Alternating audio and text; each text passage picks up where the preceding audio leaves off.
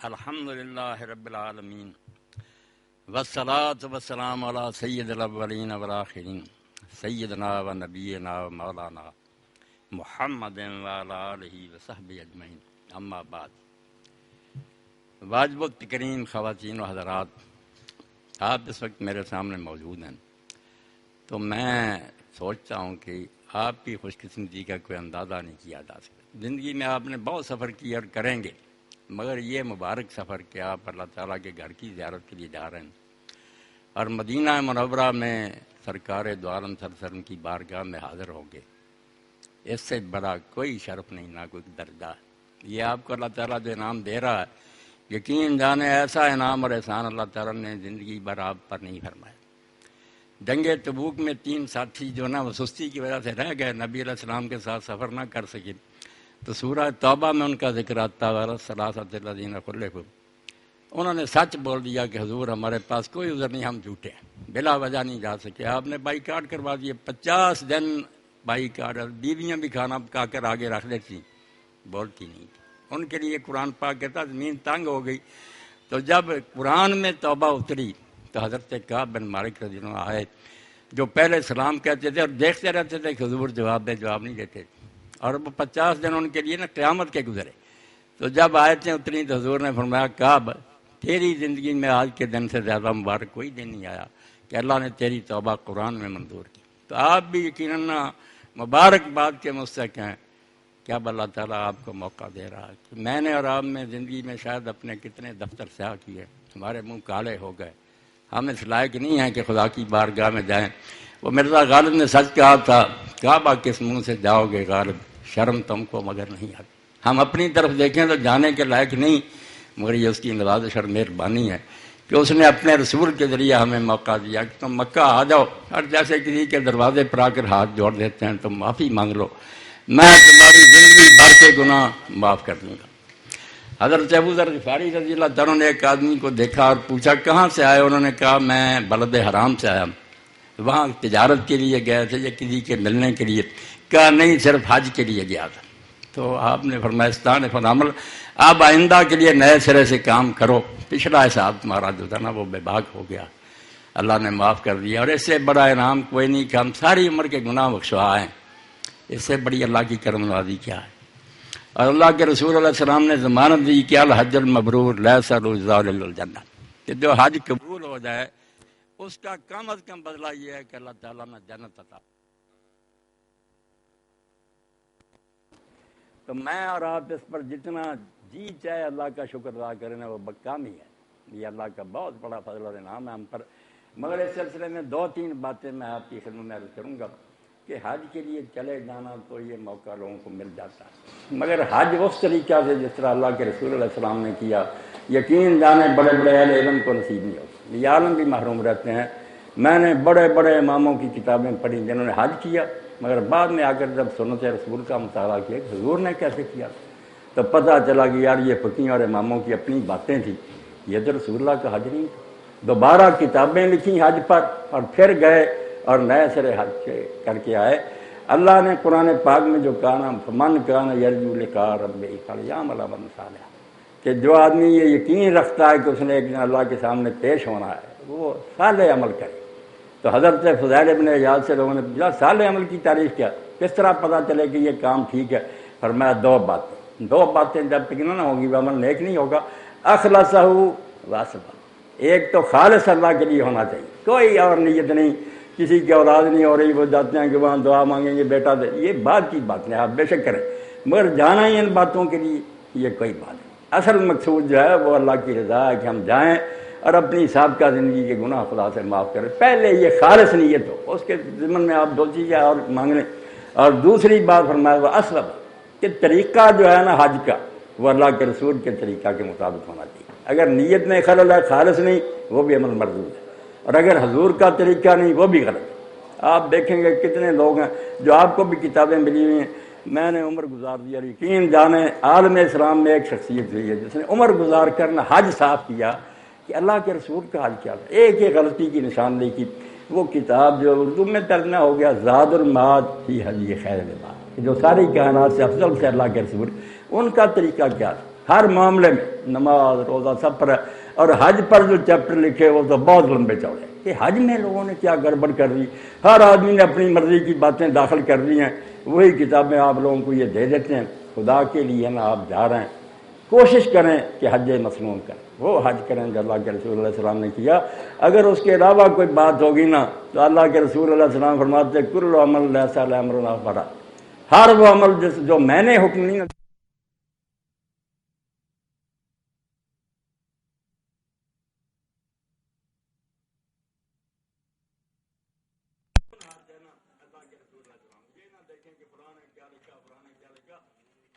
نبی علیہ السلام نے جو کیا نا اس کا پتہ کریں، اس کے مطابق حج کریں، پھر انشاءاللہ آپ کا عمل مقبول ہوگا، خدا کی بارگاہ میں وہ قبول ہوگا۔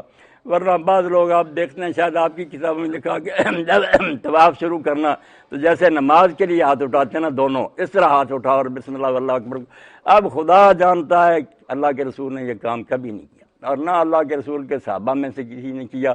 یہ نماز کی طرح افتتاح جو ہے نا کہ یہ طواف کا آغاز بھی اسی طرح کرو جیسے تم نماز شروع کر دے، بالکل بناوٹی بات۔ اسی طرح صفا اور مروہ پر کھڑے ہوتے ہیں، وہاں بھی کہتے ہیں کہ 3 مرتبہ اس طرح ہاتھ اٹھاؤ بیت اللہ کی طرف، جعلی باتیں۔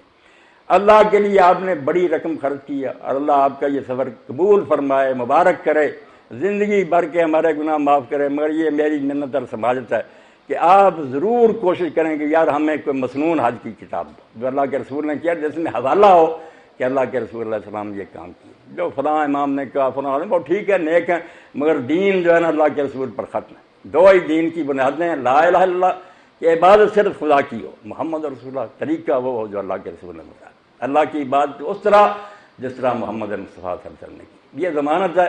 ورنہ اس کے علاوہ جو کریں گے نا ہمارے منہ پر مارا جائے گا کہ یہ لے جاؤ۔ جیسے بہت اعلیٰ نوٹ چھپا ہوتا ہے جو یہ جعلی ہوتے ہیں بچوں کے کھلونے کے لیے، بہت تصویریں خوب آنے کو نہیں چلتا وہ، مگر جو سرکاری ہوتا ہے وہ سادہ کاغذ پر بھی ہو اس کی قیمت ہے۔ اللہ کے رسول کی جس پر مہر ہے نا وہ میری بھائی اور بہنوں قبول ہے، باقی کوئی نہیں۔ یہ ایک بات تھی جو میں نے عرض کرنی تھی کہ اللہ مبارک کرے، مگر سنت کی تلاش کرے۔ یہ ٹریننگ دینے والے میں جانتا ہوں بغیر علم کے بیان کرتے رہتے ہیں، یہ کرو یہ کرو۔ خدا کے لیے ڈرنا چاہیے اللہ سے کہ آپ اتنے لوگوں کا سفر ہے اس کو ضائع کیسے۔ ضمانت ہے آپ کے سر پر یہ بوجھ ہے کہ آپ وہ بات بتائیں جو اللہ کی عدالت میں ثابت کر سکیں کہ واقعی اللہ کے رسول نے کہی ہے۔ تو ایک تو جو دن باقی ہے نا ان میں تلاش کریں کہ کوئی مسنون حج کی کتاب آپ کو ملے، باقی جو ہے نا باتیں چھوڑیں۔ اور ایک بات اس کے ساتھ میں یہ بھی کہوں، آپ مطمئن ہو جائیں۔ میرے ایک دوست ہیں، انہوں نے جب حج کی کتاب پڑھی نا وہ کہنے لگے مولانا یہ معلوم ہوتا ہے کہ حج پر جائے نا تو جہاز بکروں کا لے کر جائے، دامی داما، یہ ہو گیا تو خون بہا دینا پڑے گا، یہ بکرا دینا پڑے گا۔ آپ اپنے دلوں پر نوٹ کر لیں کہ سوائے 2 باتوں کے کسی بات پر دم نہیں۔ آپ سے جو کچھ بھی ہو جائے نا نادانی اور جہالت سے، اللہ سے معافی مانگیں، اس غلطی پر اللہ معاف کریں، کسی بات پر دم نہیں۔ یہ کہتے داڑھی کو ذرا نہ چھیڑو، بال جو ہے ان میں خارش نہ کرو، بال گر جائے، 1 گرے گا تو یہ ہے، 2 ہوں گے، 3 ہو جائیں گے پھر بکرا، بالکل جھوٹ بولتے۔ اللہ کے رسول علیہ السلام نے اور قرآن نے صرف 2 دم بیان کیے کہ سر نہیں منڈانا ہوتا، یہ اگر مجبوری سے منڈانا پڑ جائے نا قربانی ذبح ہونے سے پہلے، کہ کوئی آدمی پریشان ہو گیا، جیسے آپ نے دیکھا کہ حضرت کعب بن عجرہ رضی اللہ عنہ کی وجہ سے آیت اتری کہ دیکھ کے نیچے نا وہ آگ جلا رہے تھے تو آپ نے دیکھا کہ جوئیں ان کے بالوں میں سے گر رہی تھیں، ٹانگ تھے۔ آپ نے کہا معلوم ہوتا ہے کہ ان چیزوں نے تمہیں بہت پریشان کر رکھا۔ کہا ہاں یا رسول اللہ، تو فرمایا سر منڈا دو۔ اب وہاں قرآن میں اترا کہ قربانی ذبح ہونے سے پہلے سر نہیں منڈانا چاہیے، اور اگر کسی کو منڈانا پڑ جائے تو وہ یا 3 روزے رکھے یا 6 مسکینوں کو کھانا دے یا 1 بکری ذبح کرے۔ ایک دم یہ ہے سر منڈانا پڑ گیا۔ اور دوسرا یہ ہے اس سے وہ ہم بری ہیں کہ خشکی کا شکار کوئی حاجی کر لے، لمبا سفر ہوتا تھا، سمندر کا شکار تو جائز تھا کہ مچھلی وغیرہ پکڑ کر کھا لو، مگر خشکی کا شکار منع تھا کہ حرام کی حالت میں تم شکار نہیں کر سکتے۔ اس کے بارے میں آیا کہ اگر کسی نے نادانی سے کوئی جانور شکار کر لیا تو اس کے لیے پھر اس جانور کی قیمت کے برابر جانور ذبح کرے۔ یہ 2 دم ہیں میرے بھائی، آپ یہ کتابیں لپیٹ دیں، کسی بات پر دم نہیں۔ آپ کو خوشبو کہیں سے لگ گئی، انہوں نے اسی لیے منع کر دیا کہ بیت اللہ شریف کا طواف جب کرے نا بیت اللہ سے نہ چنتے ہیں، حجر اسود کو بوسہ نہ دے، اس کو خوشبو لگی ہوتی۔ یار وہ خوشبو لگانا کہ میں اپنی خوشی سے خوشبو لگا لگی ہوئی تو پھر کیا، حضرت انس رضی اللہ عنہ بوسہ دیتے تھے، چمٹتے تھے، خوشبو لگ جاتی تھی، کوئی گناہ نہیں اس میں۔ خود اپنی مرضی سے آپ اگر خوشبو لیں اور استعمال کریں وہ نہیں۔ وہ احرام سے پہلے ضرور آپ نے استعمال کرنی ہے۔ سنت ہے کہ جب آپ احرام باندھنا شروع کریں تو کپڑوں کو نہ لگائیں، بدن کو لگائیں، یہ حضور کی سنت ہے۔ احرام سے پہلے خوشبو لگانی چاہیے اپنے بدن میں۔ اور اسی طرح جب آپ کینکریاں مار لیں گے، مکہ جانا ہوگا تو آپ زیارت کے لیے اس وقت بھی خوشبو لگا کر نہا کر جانا چاہیے۔ دو موقع ہیں کہ خوشبو لگائیں، باقی اپنی مرضی سے نہیں لگ جائے، بیت اللہ سے لگی ہوئی ہے یا حضرت سے کوئی گناہ نہیں، لگتی پھرے تو ایک اطمینان رکھیں کہ یہ دم جو ہے نا، اس کا بوجھ اپنے دل سے اتار دیں، کوئی یہ نہیں آپ پر لازم آئیں گے، کوئی غلطی بھی ہو گئی تو اللہ معاف کرنے والا۔ آپ ہی جس دن رمی ہوتی ہے 10 تاریخ مینا میں جو آیا نا کہ اللہ کے رسول ابھی کنکریاں مارنی تھی، میں نے سر مڑا لیا، فرمایا جو باقی کام میں کر رہا ہوں کوئی حل نہیں۔ کسی نے کہا میں نے قربانی پہلے کر لی ہے، کنکریاں بھی، فرمایا فضل والا جو رہتا وہ کر لو ٹھیک۔ جس نے جو پوچھا نا کہ یہ کام، اصل میں ترتیب یہ ہے نا کہ کنکریاں ماریں، پھر قربانی کریں، پھر سر مڑائیں، پھر طواف زیارت کے لیے 4 کام ہے، مگر آگے پیچھے بھی ہو گئے۔ جس نے اس دن پوچھا قربان دے اللہ کے رسول، اسی لیے اونٹنی پر سوار تھے کہ لوگوں کو ڈھونڈنے میں مشکل نہ آتے تھے، جو پوچھتا تھا ورنہ جو ہو گیا ٹھیک ہے، جو رہتا باقی کر۔ کسی کو نہیں کہا کہ دم پڑ گیا یہ ہو گیا، آسانی دی امت کو، اور سارے لوگ خوش ہوئے کہ واقعی یار حضور رحمت اللہ عالمین کیسا سادہ دین ہے کہ جو ہو گیا وہ ہو گیا کام، جو باقی ہے وہ کر لو، کوئی بات نہیں، ترتیب سے کرتے تو اچھا تھا، ورنہ اگر آگے پیچھے بھی ہو گیا تو کوئی ہے، تو آسان ہے دین، بے فکر ہیں۔ باقی دعاؤں میں سے 2-3 دعائیں ہیں جو میں عرض کروں گا، باقی یہ کتابوں میں جو لکھی ہیں، ایک تو کتابیں نہ لے کر گھومیں، کئی لوگ جو ہے نا وہ تو آپ بیچارے کرتے ہیں اس چکر میں یہ پڑھیں، اس چکر میں یہ پڑھیں، وہاں یہ پڑھیں، کتاب ہی غریب پڑھتے رہتے ہیں، اپنے دل کی بات نہیں کر سکتے۔ کوئی اللہ کے رسول علیہ السلام نے دعائیں نہیں سکھائیں، نہ صحابہ نے سکھائیں۔ آدمی حج کے لیے جاتا، اپنے دل سے جو بات نکلتی وہ کہے، اپنی زبان میں کہے، اپنی فریاد خود کرے، سوائے لبیک کے کہ وہ مقرر ہے، تلبیہ جو ہے مقرر ہے۔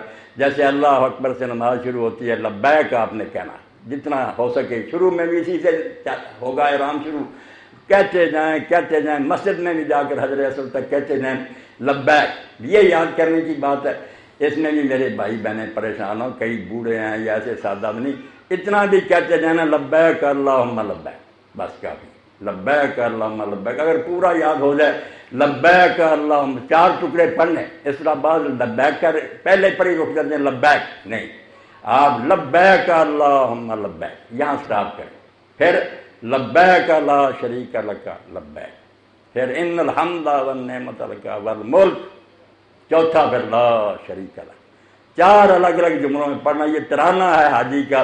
اور اللہ کے رسول اللہ صلی اللہ علیہ وسلم نے بڑی بات کی، تم نہیں سنتے مگر تمہارے دائیں جہاں تک زمین جا کر ختم ہوتی ہے بائیں، جو روڑا ہے، پتھر ہے، درخت ہے، جانور ہے، ہر ایک چیز تمہارے ساتھ لبیک کہہ رہی ہے، پوری کائنات لبیک کہہ رہی ہے کہ تم اکیلے اللہ کا حکم نہیں مانتے، ہم سب اس کے فرما بردار، جو حکم اس نے دیا ہم دوڑ رہے ہیں، سارا جہان تمہارے ساتھ ہو سکتا ہے، لبیک اللہم لبیک کہتا ہے، مگر یہ سننے والے سنتے تو پورا یاد ہو جائے تو اس طرح 4 الگ ایسے لبیک اللہم لبیک، لبیک لا شریک لک لبیک، ان الحمد والنعمت لک والملک لا شریک لک، الگ الگ پڑھیں، ورنہ سادہ بندے لبیک اللہم لبیک ہی کہتے جائیں کافی ہے، اللہ تعالیٰ قبول فرمانے والا۔ دعاؤں میں سے جو اللہ کے رسول نے کہی نا، اور جس کے بارے میں آتا ہے کہ حضرت ابن عمر رضی اللہ تعالیٰ عنہ کے ساتھ ایک آدمی نے حج کیا، وہ کہتا ہے میں نے آپ کو طواف میں، صفا پر، مروہ پر، عرفات میں، مطلب کہیں کوئی اور کہتے نہیں سنا، دعا بھی نہیں کوئی مانگی، صرف یہی کلمہ کہتے رہے۔ اور اللہ کے پاک رسول علیہ السلام نے فرمایا میں نے اور میرے سے پہلے انبیاء نے سب سے اعلیٰ جو دعا کی ہے نا وہ یہی، یہ عرفات کے دن کی سب سے اعلیٰ، طواف میں بھی کریں، ہر جگہ کریں، یاد ہی آپ کو لا الہ الا اللہ وحدہ لا شریک لہ لہ الملک ولہ الحمد وہو علی کل شیء قدیر۔ اب اس میں بظاہر دعا کوئی نہیں مگر سب سے بڑی دعا۔ آپ ایک سخی کے پاس جاتے ہیں، ایک تو طریقہ یہ صاف ہی کہہ دیتے ہیں حضور میری کوئی مدد کریں، یہ ادنا بات، اور اگر آپ یہ نہیں کہتے، صرف یہ کہتے ہیں آپ سخی ہیں، آپ مالدار ہیں، آپ داتا ہیں، وہ خود سمجھتا کہ یار یہ میری یہ تعریفیں کر رہا ہے، کفا ہو من تعرض ثناء، کہنے کی ضرورت نہیں رہتی، وہ خود ہی سمجھ لیتا کہ یہ مجھے سخی کہہ رہا، مان نہیں کہتا۔ تو یہ حضور نے فرمایا سب سے اعلیٰ دعا جو میں مانگی ہے نا، اور مجھ سے پہلے انبیاء نے، وہ یہی ہے لا الہ الا اللہ، طواف میں بھی پڑھیں، صفا پر پڑھیں، مروہ پر، عرفات میں مزدہ لا الہ الا اللہ وحدہ لا شریک لہ لہ الملک ولہ الحمد وہو علی کل شیء۔ اور دوسری دعا جو نبی علیہ السلام سے ثابت ہے وہ رکن یمانی اور حجر اسود کے درمیان ہے، 3 دیواروں کے ساتھ آپ خاموش گھومیں، کچھ پڑھتے رہیں، سبحان اللہ والحمد للہ ولا الہ الا اللہ واللہ اکبر، یا اور ذکر کریں، دعائیں کریں، آپ کی مرضی۔ یہ چوتھی دیوار جو ہے اس کے ساتھ آپ یہ دعا ضرور کرتے، پھر حجر اسود آ جاتا رکن یمانی سے آگے۔ یاد بھی ہوگی آپ کو، چھوٹی سی ہے، سب جانتے ہیں، ربنا آتنا فی الدنیا حسنۃ وفی الآخرۃ حسنۃ وقنا عذاب النار، اور آپ جانتے ہیں کہ اس کے بعد کسر بھی کوئی نہیں رہے گی۔ ربنا آتنا فی الدنیا حسنۃ، اس دنیا میں جتنی اچھی چیزیں ہیں نا وہ سب ہمیں دی، فی الآخرۃ حسنۃ، اور اگلی دنیا میں بھی جتنی اچھی چیزیں ہیں وہ سب عطا کرنا، وقنا عذاب النار۔ اور مالک سب سے بڑے خطرے کی بات ہے کہ دوزخ کی آگ سے ہمیں بچانا، وہ بہت مشکل مرحلہ۔ یہ دعا قرآن مجید میں بھی حج کے سلسلہ میں آئی، اور نبی علیہ السلام بھی اس پر ہی چکر ختم کرتے تھے، 3 دیواروں کے ساتھ جو بھی چاہے پڑھو، خاموش بھی اگر گھومتے رہنا آپ کوئی بات نہیں۔ اس وقت یہ سوچیں، جو اصل سوچنے کی بات، پڑھنے کی اتنی نہیں، اللہ جانتا کہ یہ غریب کیوں آئے، معافی مانگنے آئے، اس سے چھپی ہوئی کی بات نہیں، مگر اصل شاید نہ سوچنے کی۔ اللہ نے بڑا انعام فرمایا کہ آسمان والوں کے لیے بھی ایک قبلہ بنا دیا، جس کو ہم عرش کہتے ہیں، حافین حال عرش، وہاں فرشتے طواف کرتے ہیں، اللہ کے اس عرش کا فرشتے گرد گھومتے ہیں اور تسبیح اور حمد کرتے ہیں، سبحان اللہ و بحمدہ کہتے پھرتے ہیں۔ ہمارے لیے یہ رسول اللہ فرماتے ہیں اگر وہ عرش زمین پر اترے نا تو مکہ کا جو کعبہ ہے اس پر آ کے اوپر سیٹ ہو جائے گا۔ یہ آپ اس کو پتھروں کی عمارت نہ سمجھیں، جعلنا الہ العرش نصبت عیوننا، جب چکر لگا رہے ہوں تو یہ سمجھیں آسمان پر عرش کے گرد فرشتے گھوم رہے ہیں اور ہم خاکی جو ہے نا اللہ کے دوسرے عرش کا طواف کر رہے ہیں۔ یہ ہمارے لیے عرش ہے اور اس کا وہی درجہ جو آسمان پر بیت معمور کا۔ اسی لیے فرمایا گیا کہ ایک قدم تم اٹھاتے ہو گناہ معاف ہوتا ہے، نیکی لکھی جاتی ہے، درجے بلند ہوتے ہیں۔ بڑی خوش قسمتی ہے کہ آدمی وہاں گھومے اور یہ سوچے کہ میرے جیسا کہاں میں اور کہاں یہ صحبت گل نسیم ہے صبح تیری مہربانی، میرے جیسا گناہ گار بندہ تیری بارگاہ میں حاضر، اس سے بڑا انعام کیا خدا ہوگا۔ شکر گزار ہوں، پڑھیں نہ پڑھیں کوئی بات نہیں، ربنا آتنا فی الدنیا وہاں کہہ لے، یاد ورنہ کوئی نہیں، اپنے دل سے جو بات نکلے کھلی چھٹی میری بھائی اور بہنیں جو مانگنا چاہتے ہیں ہر جگہ۔ حضرت امام مالک اور امام محمد بن حسن فرماتے ہیں جب دعا معین کر دی جائے، آپ کہیں کہ وہاں فلاں پڑھیں، بیچارے کا دل جو تھا وہ بند ہو گیا، وہ اپنی جو بات کہنا چاہتا نہیں کہہ سکا، آپ نے تو اس کو روک دیا، کھلا چھوڑ دو کہ جو تمہارے دل میں آئے وہ اللہ تعالیٰ سے مانگ لو۔ اللہ کی بارگاہ نا امیدی کی بارگاہ نہیں، وہاں انشاءاللہ سب کو ملے گا جو وہ مانگیں گے۔ تو سنت کے مطابق حج کریں، دعائیں آپ جو چیز چاہے کریں، یہ کتابوں سے پڑھنے کی ضرورت نہیں، جو یاد ہے نا آپ کو پڑھیں اور اپنے دل سے بھی جو باتیں نکلیں کہتے چلے جائیں، انشاءاللہ وہ خدا قبول کرنے والا۔ اور کچھ باتیں جو لوگوں نے اپنی طرف سے بنا لی نا، پتہ نہیں یہ ٹریننگ دینے والے بھی کہتے رہتے ہیں کہ میدان عرفات میں لوگ جو نا نمازیں جمع کر کے نہیں پڑھتے، مسجد میں چلے جائیں پھر کہتے ہیں جمع کر کے پڑھو، ورنہ اپنے اپنے وقت پر زور و اثر پڑھو، بالکل جھوٹ بولتے۔ کسی صحابی خدا کے رسول نے اگر وہ اکیلا بھی خیمے میں رہ گیا نا الگ الگ نماز نہیں پڑھی، یہ بالکل ایک من گھڑت مسئلہ ہے کہ اگر جماعت کے ساتھ نماز پڑھی تو ٹھیک ہے، ورنہ زور الگ پڑھو اثر پر جھوٹ بولتے۔ جب دن ڈھلے وہاں مسجد میں جماعت ہو بسم اللہ، ورنہ اپنے اپنے خیموں میں جماعت ہو جائے ٹھیک ہے، آپ اکیلے بھی پڑھیں 2 فرض زور کے اور 2 اثر کی۔ حضرت عبداللہ بن عمر رضی اللہ عنہ کا صاحب امام بخاری نے لکھا کہ وہ نہیں گئی بات نصیب ہوتی تھی، پھر بھی دونوں نمازیں اکٹھی کر کے 2 رکھیں۔ اول وقت یہ دونوں ختم کر لیے کام کہ شام تب تک صرف دعاؤں کے لیے وقت، نمازوں کی فکر نہیں، نمازیں دونوں ختم ہو گئیں، دعا میں لگے رہنا۔ اور یہ میں آپ سے التجا کروں گا کہ عرفات کے دن کو آپ نہ ضائع نہ کریں، اس میں باتیں نہ کریں، نہ اس میں کھانے کی طرف دوڑیں کہ بس کھانے پینے کی فکر رہے۔ موقع جتنا مل سکے آپ یہ سوچ لیں کہ یہ موقع بار بار نصیب نہیں ہوتے، اللہ نے کرم فرمایا آپ آ گئے، اگلے سال شاید کوئی آپ میں سے زندہ ہو یا نہ ہو، اس لیے یہ جتنا وقت ہے نا مغرب تک نمازیں بھی اس لیے جلدی پڑھوا دیجیے کہ مغرب تک دعائیں کریں، الگ الگ بیٹھ جائیں، ساتھیوں سے باتوں کا پھر ساری زندگی بڑا موقع ہے، دعائیں کریں۔ اور دعاؤں میں بھی سب سے بڑی بات جو ہے نا وہ معافی مانگنے کی، استغفار سے بڑھ کر کوئی عمل نہیں۔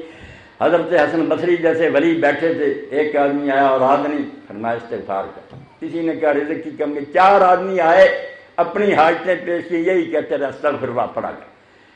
کسی نے کہا حضرت سب بیماروں کے لیے ایک ہی نسخہ آپ کے، تو آپ نے سورہ نوح پڑھی کہ حضرت نوح نے اپنی قوم سے کہا کہ اے میری قوم اپنے رب سے معافی مانگ لو، پھر خدا اولاد بھی دے گا، رزق بھی دے گا، بارشیں بھی برسیں گی۔ معافی مانگو جو کوتاہیاں کمیاں ان کی اللہ. اس لیے آپ میدان عرفات میں رب اغفر ورحم وانت خیر الراحمین استغفر اللہ جتنا بھی استغفار کر سکیں نا یہ بہت کریں. اور دوسری بات جو امام جعفر صادق علیہ السلام سے ایک آدمی نے کہی کہ میں نے بہت کوشش کی کہ طواف میں میری زبان سے کوئی دعا نکلے نہیں, میں ضرور سے ہی پڑھتا رہا.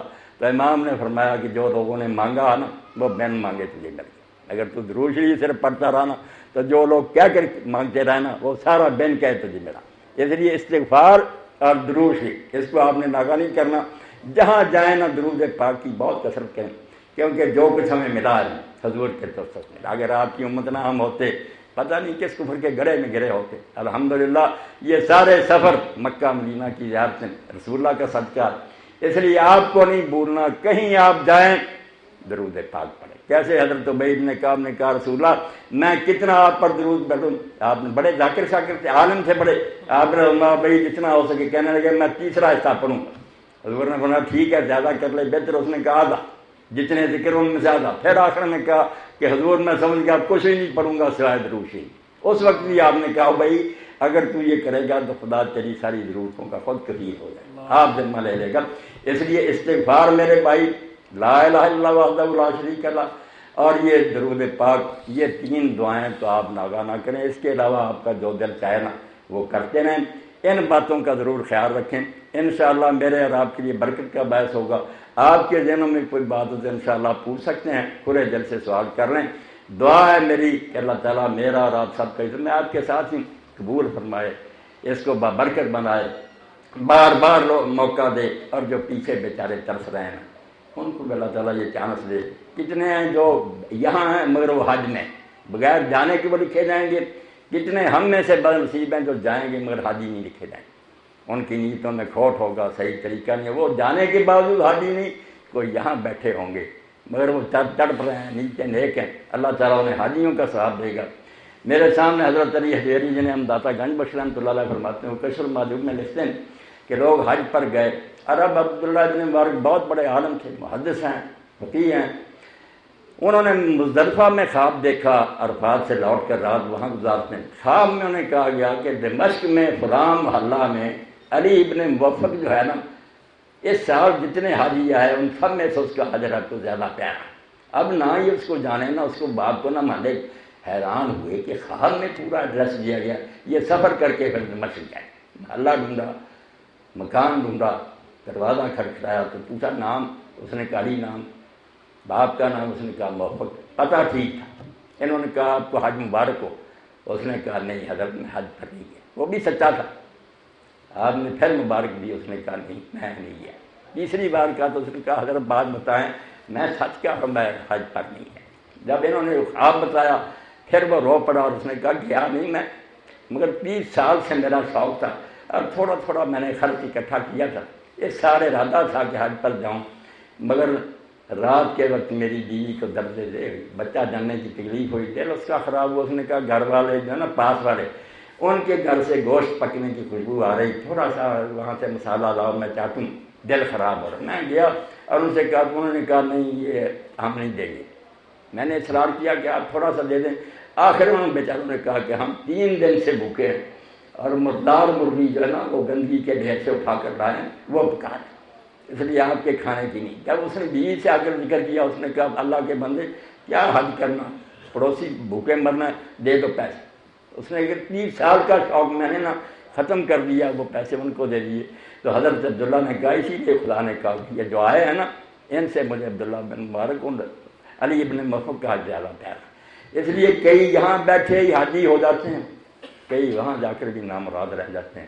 اللہ تعالیٰ مجھے اور آپ کو ایسا نہ کرے کہ جائیں اور خالی ہاتھ لوٹیں. ہماری جوڑیاں بہنوں بھائیوں کی بھر دے, وہاں سے ہمیں نہ مغفور اور بخشا ہوا کر کے لوٹائے.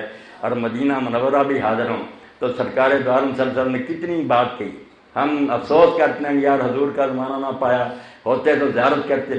آپ نے ہمیں بھی چلی دی, بعد آنے والوں کو بڑی خوشخبری دی کہ تم جب آؤ گے نا ماں ملا علیہ وسلم اور میری قبر پاک پر تم کھڑے ہو کر مجھے سلام کہو گے, اللہ رد اللہ علیہ وسلم, تو یہ نہ سمجھنا کہ پیغمبر تو ختم ہو چکا ہے. نہیں, میں تمہارے لیے زندہ ہوں حتیٰ رد علیہ السلام. میں تمہارے بچوں سلام کا جواب دوں گا. اب اس سے بڑا کیا انعام ہوگا کہ ہم ادنا امتی سلام کہیں اور حضور سلام کا جواب دیں، تو میری اور آپ کی خوش قسمتی کا اندازہ نہیں، مگر ہم اپنے سفر کو برباد نہ کر رہے، سنت کے مطابق عمل کریں، اور جو ساتھی ہیں نا ان کے ساتھ نیک سلوک کی۔ بہت بڑی بات یہ ہے کہ لوگ حضر اسود پر رش کرتے ہیں، تھوڑی سی دیر ایئرپورٹ پر ہو جائے یا معلم کے ڈیرے پر گھبراہ اٹھتے ہیں کہ یہ کیا انہوں نے انتظام کیا، نہیں، اس سفر میں جو زیادہ رہا نا وہ صبر ہے، آپ کو نا حوصلہ لے کر جانا چاہیے۔ یہ بیچارے سارے انتظام کرتے ہیں، معلم بھی کرتے ہیں، مگر اتنا رش ہوتا، اس لیے تھوڑی دیر ہو جائے تو گھبرانا نہیں، نہ حال حال کرنی ہے، بلکہ سمجھنا یہ ٹائم جو لگ رہا ہے عبادت جو ہم بیٹھے ہیں نا صبر کر کے، یہ بھی عبادت ہی ہماری یہ شمار ہوتی ہے۔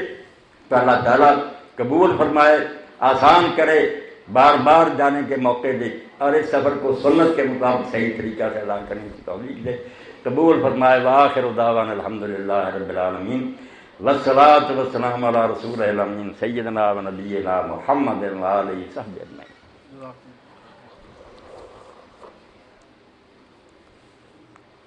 بسم اللہ۔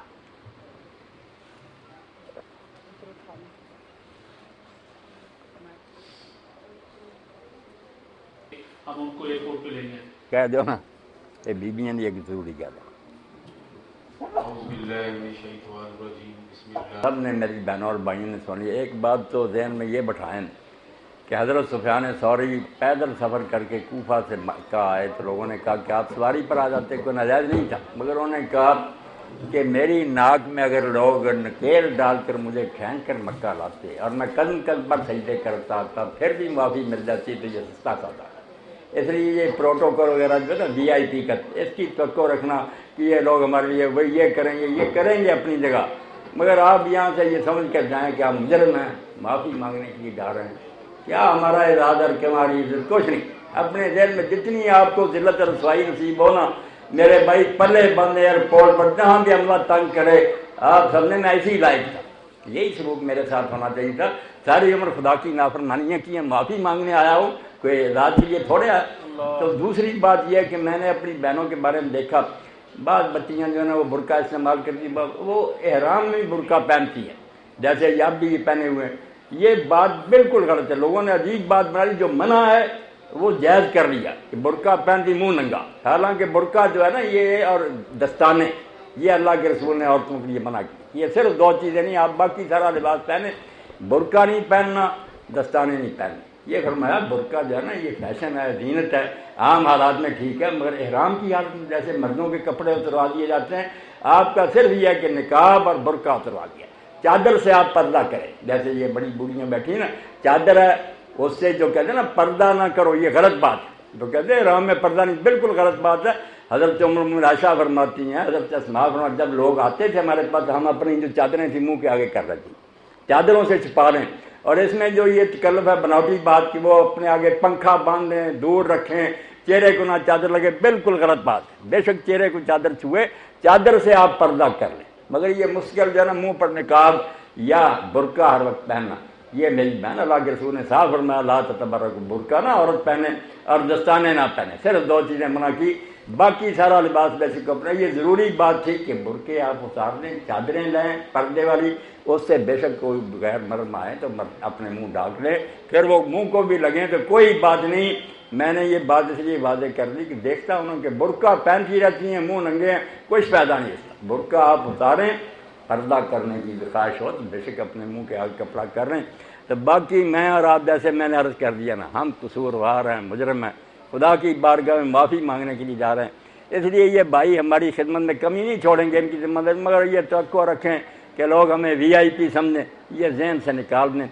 آپ اپنے آپ کو دنیا کا ذلیل ترین مجرم سمجھ کر جائیں کہ خدا کے ہاں جانا، عمر بھر کی قصوروں کی معافی مانگنی، اس لیے ہمارے ساتھ جو بد سلوکی ہو، نہ جھڑک ہو، ڈانٹ ڈپٹ ہو، ہم اسی لائق ہیں، کیا ہماری عزت لوگ کریں مجرموں کی؟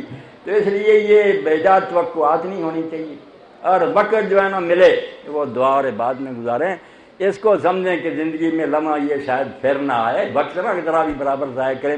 اللہ مجھے اور صاحب کو توفیق دیں، دوستوں کو بھی توفیق دے کہ اپنی ذمہ داریاں نبھائیں، مگر اگر کوئی کمی کوتاہی کچھ نہ کہیں، آپ اپنے دل میں سمجھیں کہ میں تو اس سے بھی زیادہ بدسلوکی کا مستحق تھا، یہ بھی شکر ہے کہ میں خدا کے گھر میں عزت سے بیٹھا ہوں۔